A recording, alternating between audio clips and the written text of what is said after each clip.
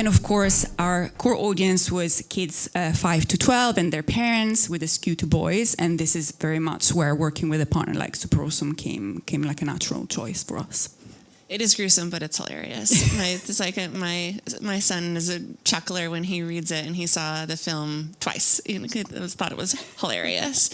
And so we were very happy to help on Wave 1. We together ran media on YouTube and across mobile with some really great, cute units like this animated video.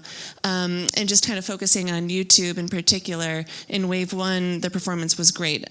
We had a 59% view through with, it was 17 points above benchmark, running in several different countries. And we were really pleased with the performance in Wave 1. It was great.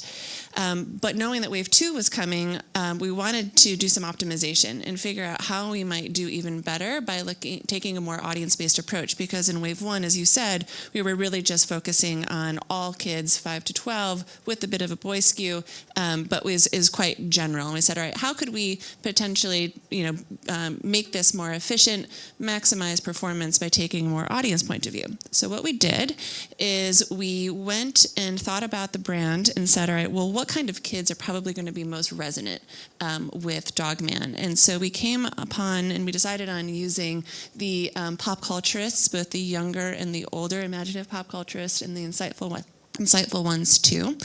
And then we also looked at what might be some adjacent audiences. We selected the pop culturists because most of the fandoms that we see in data are driven by affinity for IP that comes out of TV and movies. And so we went with that as the seed. Then we thought, all right, well, let's look at some of the adjacent audiences that have overlapping characteristics and see if they will also help drive some performance and help us make sure that we're getting as much reach too, and finding kids that, will also be excited about the release for Wave 2. And so we took those audiences and then we overlaid it on all the media that we ran in Wave 1 to see what the lift would be.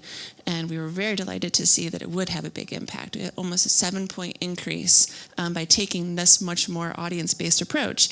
And it was, I'm glad that we looked at the adjacent audiences and not just sort of the obvious seeds, because they overperformed too.